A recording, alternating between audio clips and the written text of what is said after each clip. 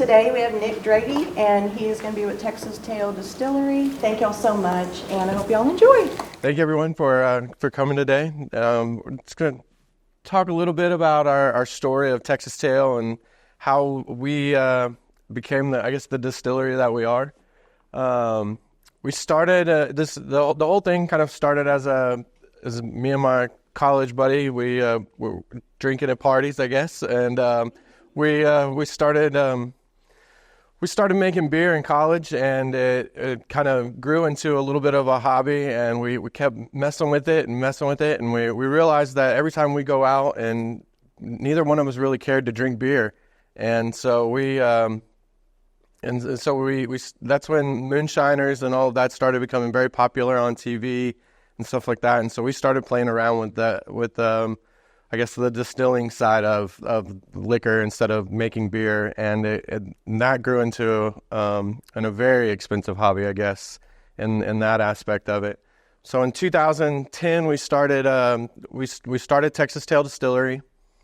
It took us about 3 years to figure everything out, to get us the formulas that we needed, to get us the regulations that we needed to kind of get past. And because the federal side and the state side it's very complicated for a distillery. And in 2010, there wasn't a lot of distilleries yet in the state of Texas. There was only a handful of them, still, or just starting out in the state of Texas. And so all the regulations and everything that we had to go through and get passed and everything like that took quite a bit of time. And so once we did that, we found a distillery, because we actually didn't start making our own stuff at first. We found another distillery that would make our product, and we gave them all of our recipes and kind of told them what we were looking for. They helped us design our labels and everything like that, and we finally had our first product hit the shelf in November of 2013. Our first bottle was actually sold here in Santa Fe, Texas, and so they were the first ones to kind of pick up our product, and then kind of the rest was history. Once 2013 came, they changed some laws that allowed the big tasting rooms and everything like that, and so we knew once we kind of built up enough capital and everything that we were going to be moving to Galveston. And it took us about 5 years to kind of figure it out and get everything going and get in place. But we kept kind of putting all of trying to figure out the capital side of it, so that way that we could build our actual distillery and start making our own product and get into the bourbon and whiskey side of it, because that's what we really wanted to do. But you have to start with vodka, because bourbon takes a lot of money. It takes capital to sit there and age for years and years before you actually get to see any kind of returns. And so as we planned everything, we got me and my business partner, we got lucky with some investments. We sold some property, and it helped fund our first distillery, I guess, in Galveston. That's also a big part of it is, finding, as a young entrepreneur, and finding capital and funds, and it's very tricky at first, because you have no assets to go to the bank or anything like that to really get money, and so it made it kind of tricky. But we were able, through relationships that we had from our parents and just the community and us being involved in the community and stuff, we were able to get in with the banks and kind of figure out what we needed and how we were going to do all that. And it allowed us to, again, open up our first distillery. We bought it. We signed on our lease in May of 2018 in Galveston.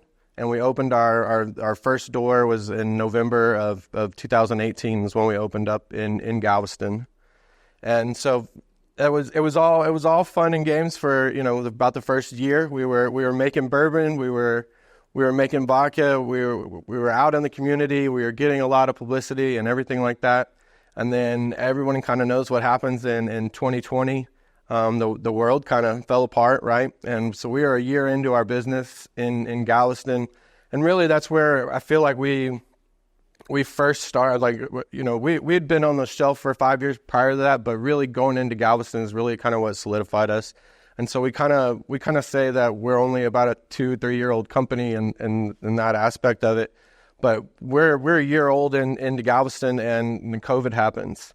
And this is really where Texas Tail kind of like, where we say adapting and overcoming for the journey. But this is really where Texas Tail kind of solidified itself in Galveston and within the community, within kind of South Houston almost, because of what we were a part of and what we did.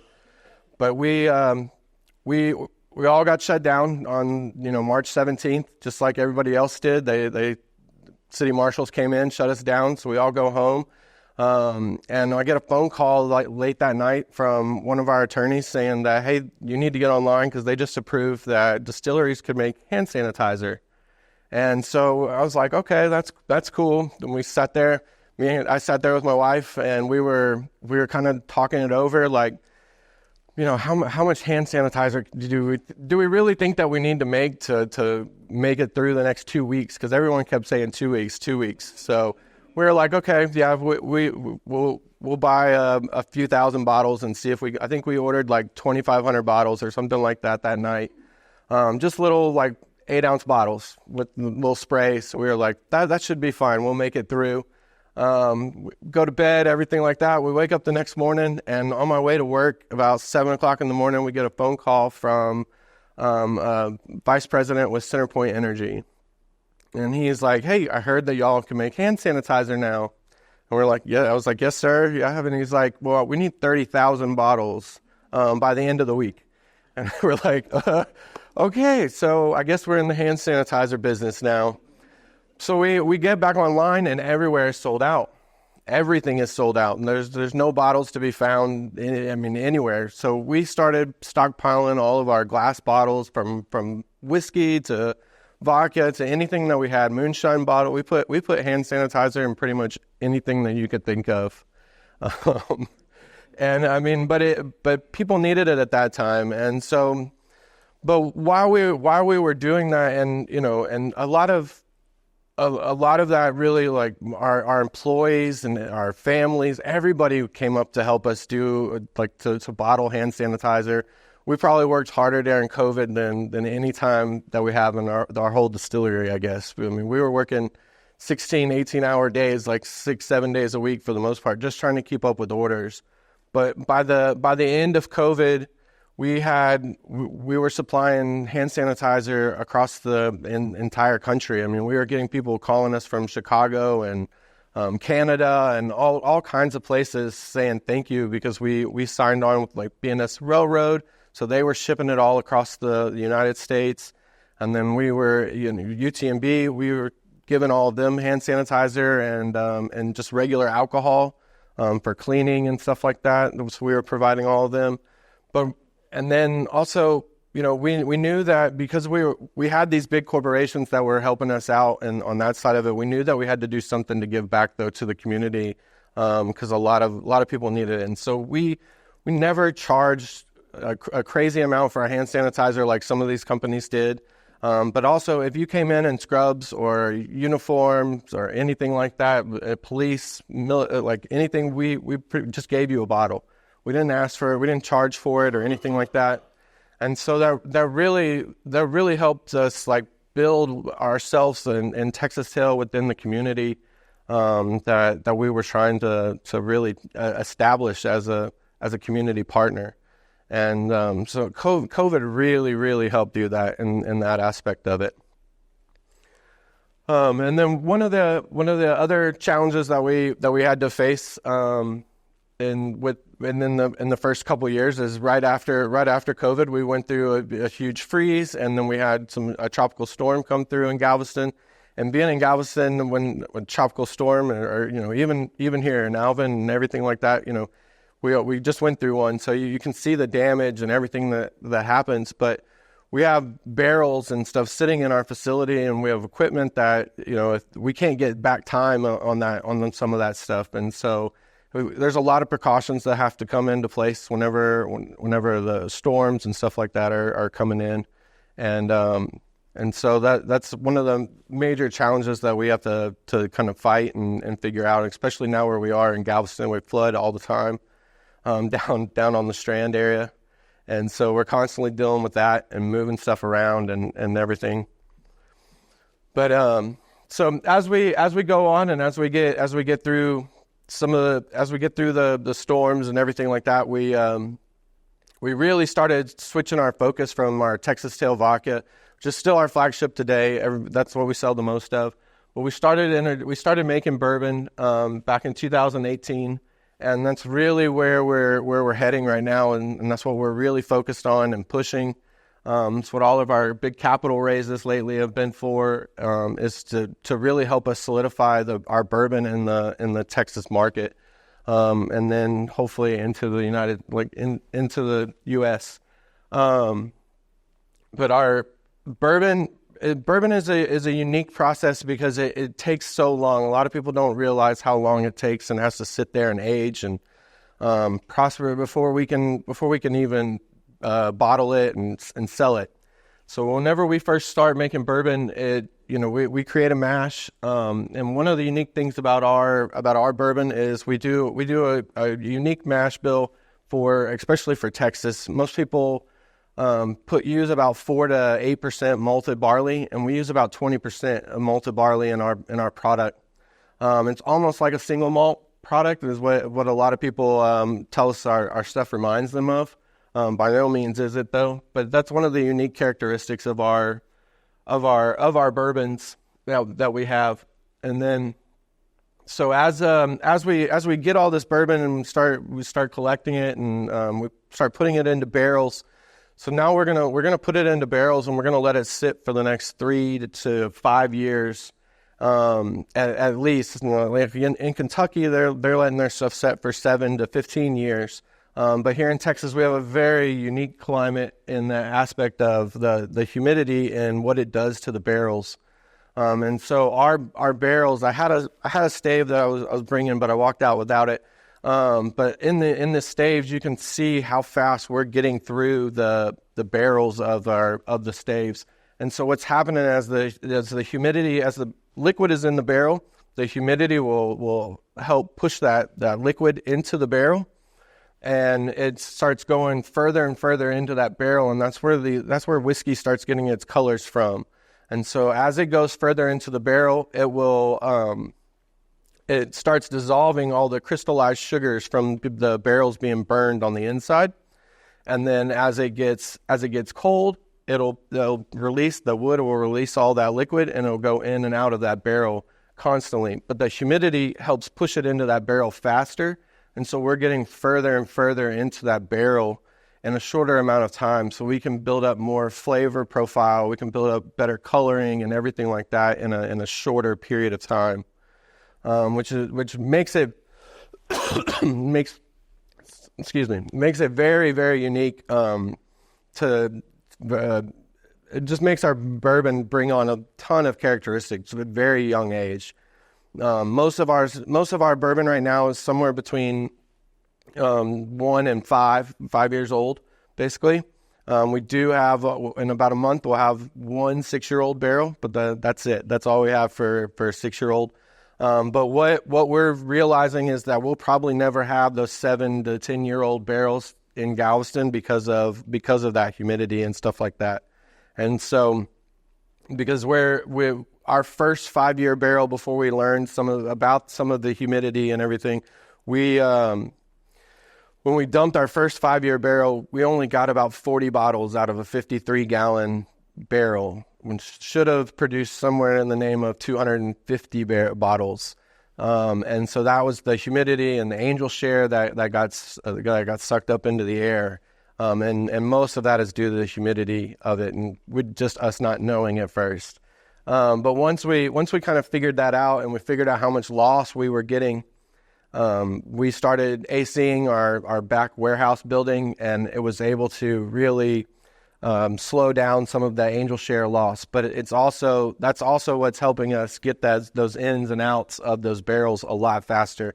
So we'll turn off our AC in the back, let the humidity and everything and the heat build up in the barrel room, and then we'll turn on our ACs and suck all that humidity out, and that liquid is going in and out. Where in Kentucky that could take seasons to do. So they're getting these in and outs of their barrels once, maybe twice a year, and we're getting it once or twice a week.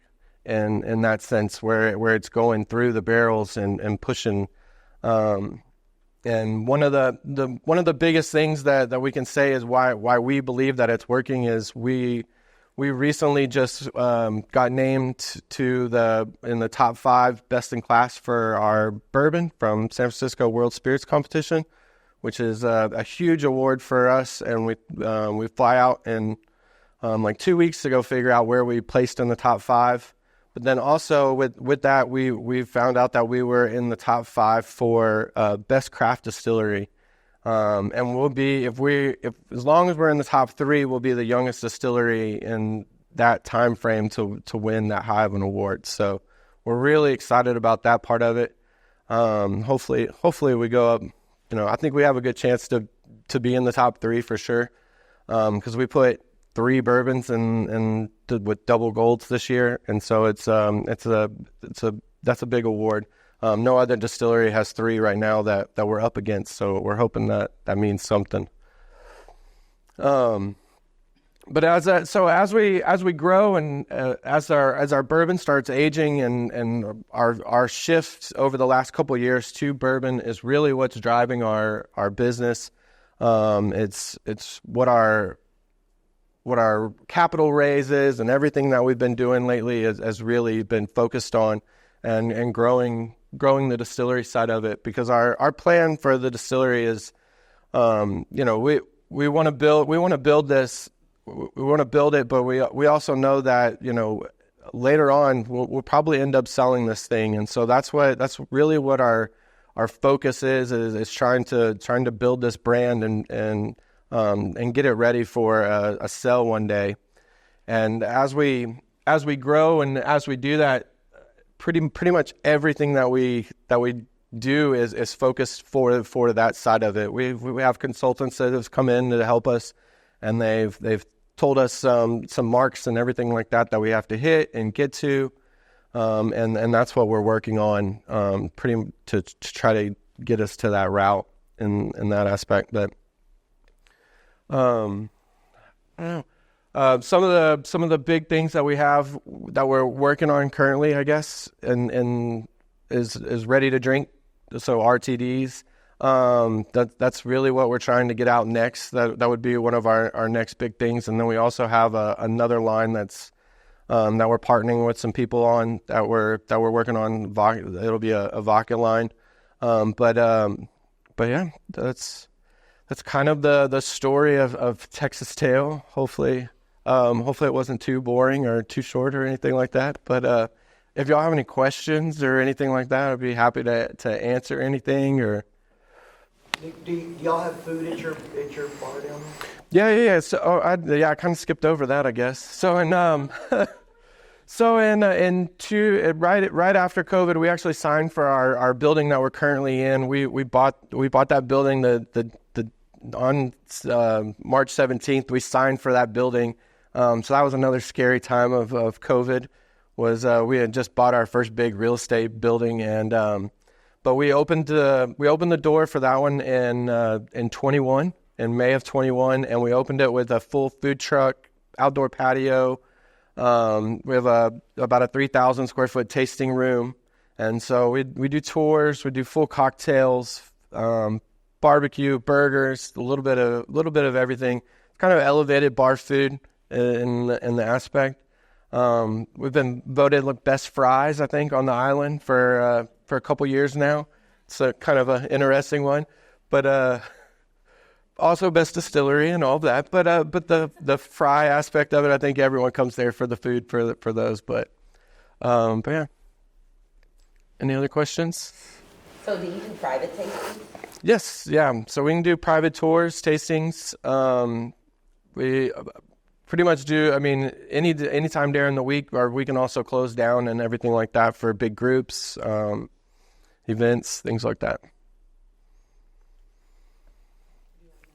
Yeah. So as a new business coming out of COVID, so you said you had to shift and focus on the hand sanitizer. What was your biggest challenge then, having to focus on producing the alcohol? So whenever COVID happened, we pretty much stopped producing alcohol in a sense, because we were pushing out so much hand sanitizer.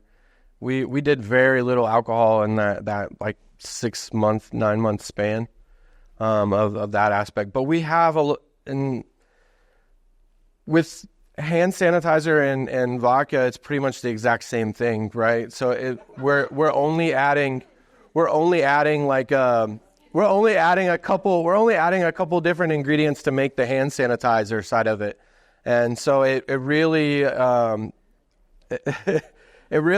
allowed us for a quick transfer over. I mean, from that day that Centerpoint called us, we were making hand sanitizer that morning. We went and got all the ingredients and everything that we needed. It was hydrogen peroxide and glycerin was what we had to add to our vodka. Because when vodka comes out of the still, it's 190, it's like 190, 192 proof product. So it's almost pure alcohol at that point. And so hand sanitizer had to be over 160. And so you couldn't just do your standard vodka. It went around for a while that, there was brands that were saying, just use your vodka, but it's not a germ killing, I guess, because it has to be over 160. And so that, and that it was really a quick transition over, but for the alcohol side of it, as soon as hand sanitizer was over, we got right back to making bourbon and vodka and everything like that. So we do have a gap in our barrels, though, for sure from COVID. So how do you know when one of those barrels is ready? That's the best part of the job is taste testing.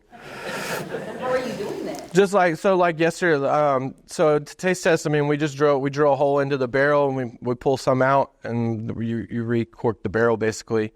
And you're looking for the oils in it. Whenever it's a younger product, you're looking for the oils in it, the smell of it, the taste of it, color, stuff like that. And that's really what lets us know how things are going in that barrel.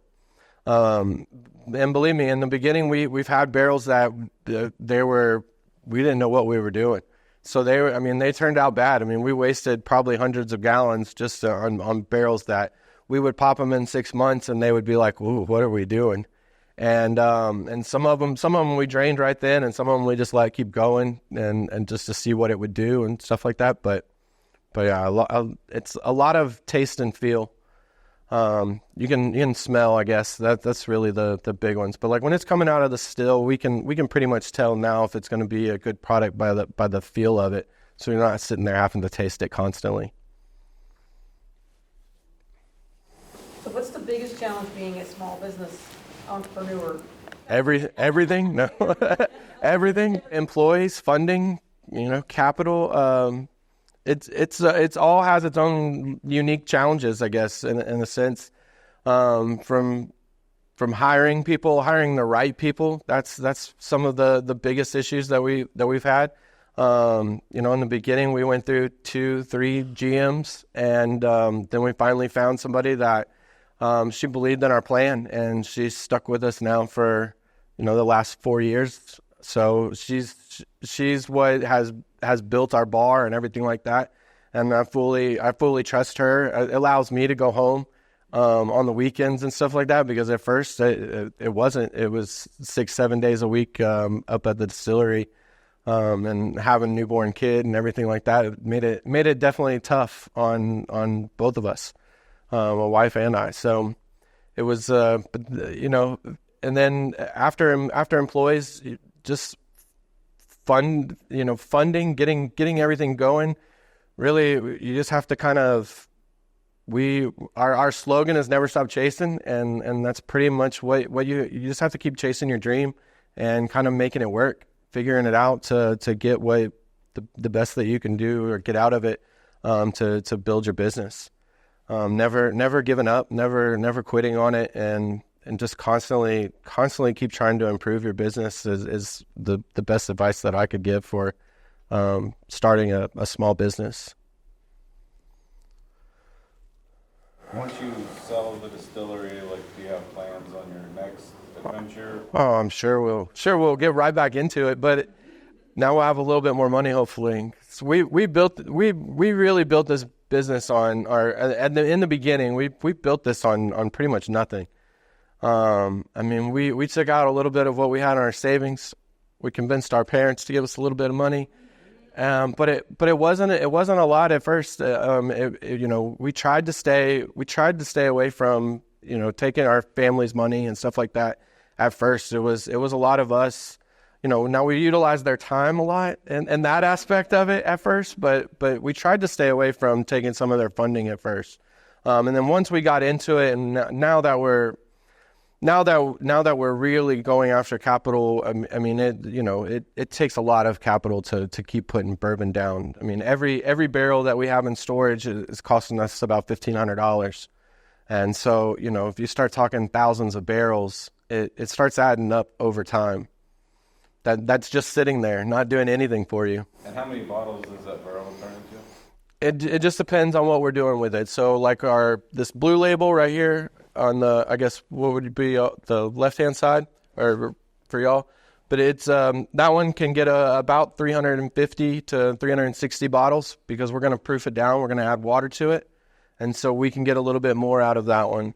The brown label and then the teal one, the two in the middle, you're going to get about 200 to maybe 215, 20-ish, I guess, maybe, if we get lucky on the brown ones. But because those are single barrel bottles. And so how it comes out of the cask is how it's going to go into that bottle. We don't add any more water to it or anything like that. Now the brown one gets a little bit of water because we try to get that one to right at 111 proof. Just because that's what we feel as the best proof for that bourbon.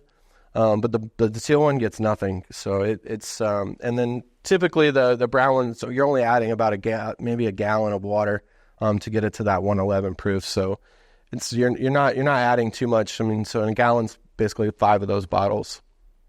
And then the rye, it's probably about 250, somewhere 275, somewhere in that range because it is proofed down a little bit lower. So it's not a lot of bottles that you're getting out of the barrels that are sitting in there, because we're getting about 43 gallons out of a barrel now in 3 years. How much would a barrel hold if there's no angel share? 53 gallons is what all of our barrels. So for bourbon, there's like 4 or 5 laws that have to be met to make bourbon. A lot of people believe it has to be made in Kentucky, but it can be made anywhere in the United States. It's the only American-made spirit by law. And so it has to be 51% corn. It has to be distilled under 165 proof. It has to be barreled under 125 proof. And then it has to be barreled in a brand new American oak barrel. And so after you meet all those requirements, it can go in that barrel for 1 second, 1 minute, and it's called bourbon. Now, there are restrictions of being called like straight bourbon and bottled in bond and stuff like that. There's year requirements that you have to meet before you can put those notations on them. But other than that, as long as it goes in the barrel for a second, it's considered bourbon. What do you do with the barrels once you use them? So right now, all of our most of our used barrels are going into for our rye, because the green label over there, it's our rye doesn't have to be in a brand new barrel because it's not bourbon, and so whenever we dump bourbon, we'll put rye into them, and then after that, we sell them, we give them away, we use decorations. If we can get rum going one day, maybe we'll put rum in them, but. Can you use them for like barbecue as far as like breaking down that wood? I mean, you could, yeah, you could cut them down and burn them in charcoal and stuff like that.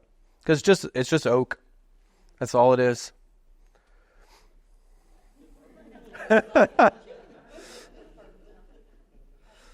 Yes. What's a typical day for you, or does it vary day to day?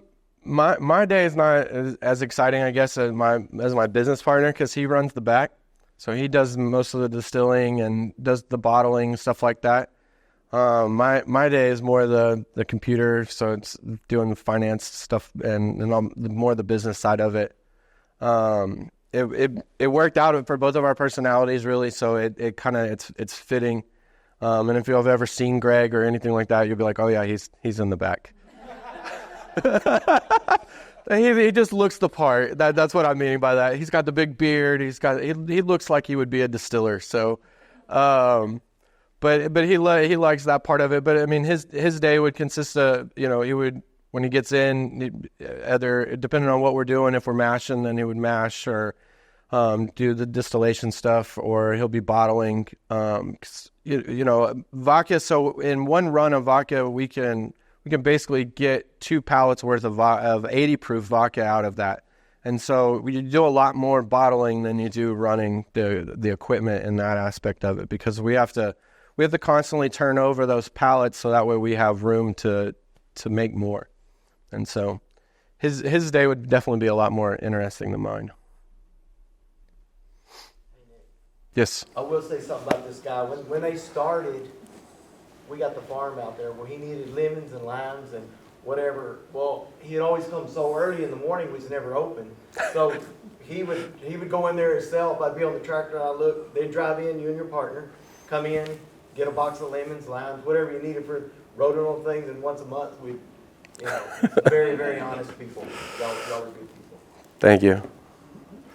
So what is the angel share? So angel share is evaporated alcohol that it just goes up into the air, and we say it's what the angels drink, and so as barrels get or as it's hot and humid and everything like that, what happens is the liquid starts pushing into that wood. Well, eventually it's going to get all the way through wood, because wood, it's porous. So as it gets hot and as alcohol starts evaporating, it'll make its way through the wood and it just disappears. And so you end up with what is called the angel shares.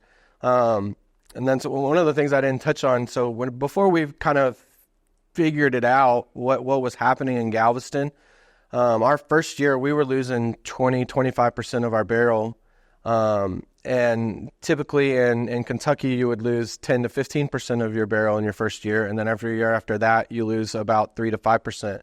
Well, in our second and third years, we're still losing 10, 15% because of the humidity side of it. We've kind of gotten it down a little bit. We're probably in the 5 to 10% range now per year that we're losing on our second and third years.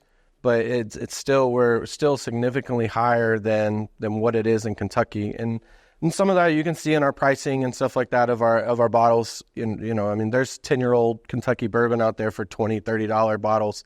And our cheapest bottle is going to be almost $40 just because of how much product we're losing in that short amount of time to what they typically would lose. So our profit margins are affected pretty hard by the angel share. So Nick, if it helps with your barrels to have the air fluctuate, you could bring some to the college, because we fluctuate hourly.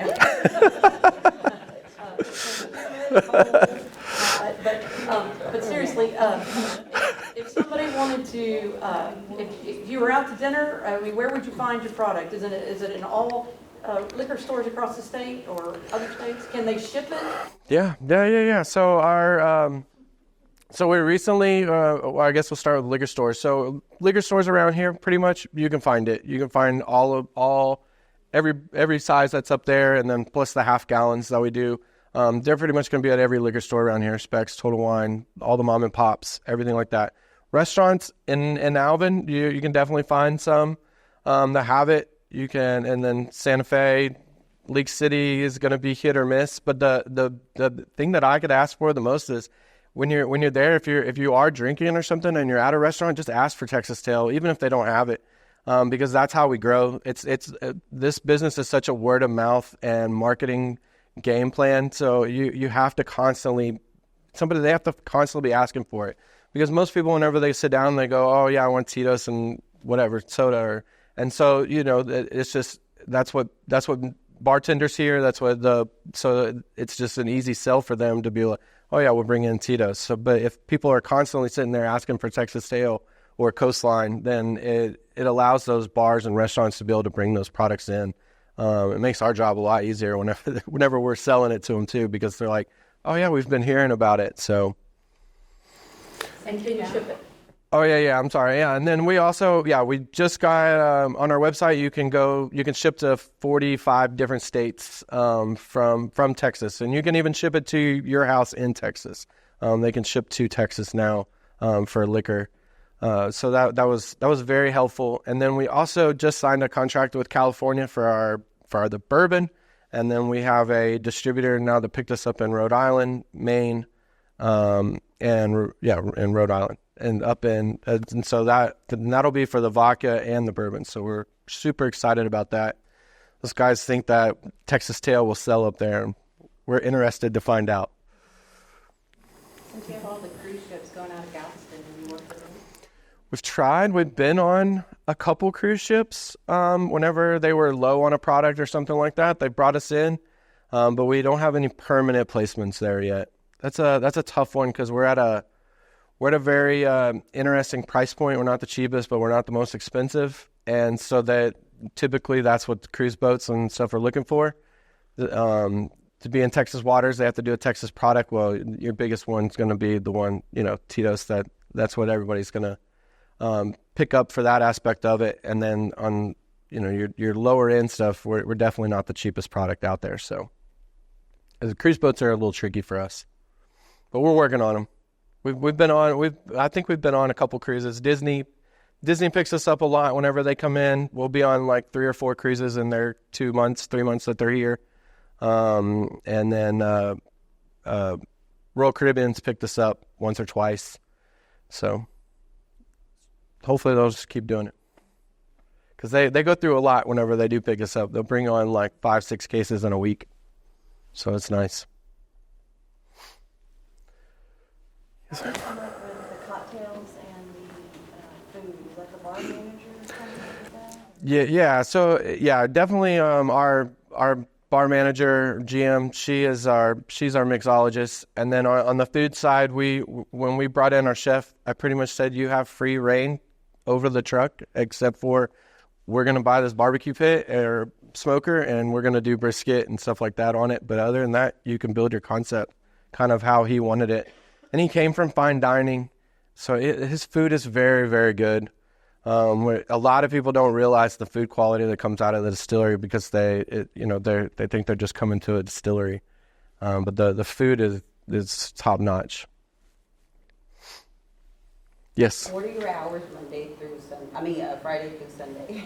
Yeah, so we're open 7 days a week. It's pretty much 11 to 9, and then Friday and Saturday is 11 to 11.